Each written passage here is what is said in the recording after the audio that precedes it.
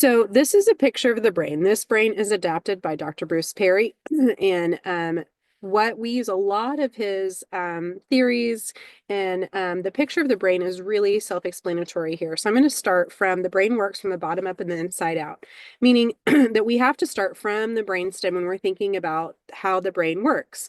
So if you see right there in the blue, Christy, would you mind putting your cursor over the blue? Very good. So you're starting from your brainstem. Your brainstem controls your heart rate, your breathing, your temperature, your blood regulation. So congratulations, all of you that are sitting here today, participating in our didactic today. You are using your brainstem, and that is developed in utero. So by the time the mother misses her second menstrual cycle, so at 8 weeks, the brain and the heart are developing. So the heart is already developed and the brain is continuing to develop. So this happens in utero. Most often, sometimes mothers do not even know they're expecting at 8 weeks pregnancy. So keep that in mind.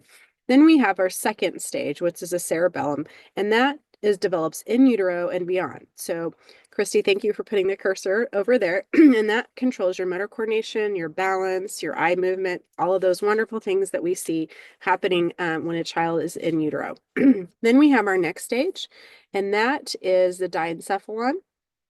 And that is really where you control your motor regulation, your sleep, wake arousal, your attention, and your appetite and your safety. So all of those things are happening in infancy or in the utero, that first 9 months of pregnancy. Keeping that in mind, that infancy stage is very critical because that's when a child is aware of when they're tired, when they're full, when they're feeling safety. So all of that happens within the central nervous system and the brain. And sometimes, and we do not have control of any of those things from the diencephalon. And also the diencephalon is considered or called the midbrain. So diencephalon and down, all of those things are happening in utero or in infancy. Next, we have our limbic system right there in the orange. You'll see that controls our memory, our emotional reaction, our pleasure, reward, our attachment, our bonding.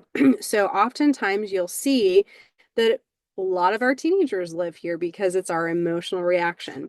So when we think of emotional reaction, think of maybe a toddler that you're asking them to do something, or you ask them if they want something. Sometimes their emotional reaction is maybe unsettled, or maybe they start to cry or fuss. And sometimes that child may be living in that limbic system, or maybe you're in a situation yourself and someone asks you to calm down after you've been very upset very quickly.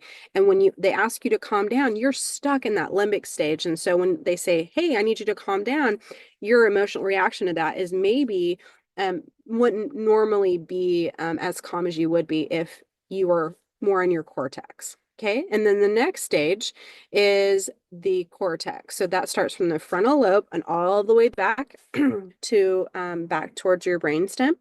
And that controls your your reasoning, your creativity, your planning, your sense of time, understanding, your past, present, speech and language.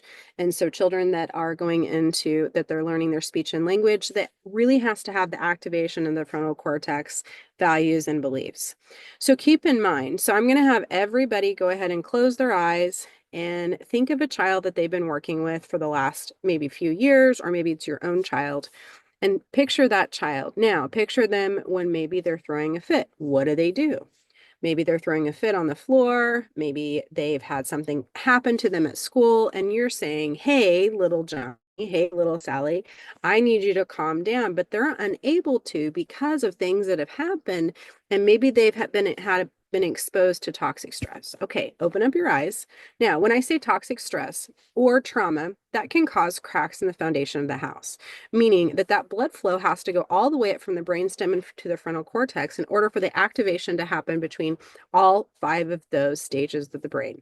So keeping in mind all of that if there are toxic stress that is unpredictable or unpatterned, or that we don't have any control over, that's when, or sometimes prolonged, that's when we have cracks in the foundation. And sometimes children live in those stages for longer periods of time. And we call these developmental risk factors.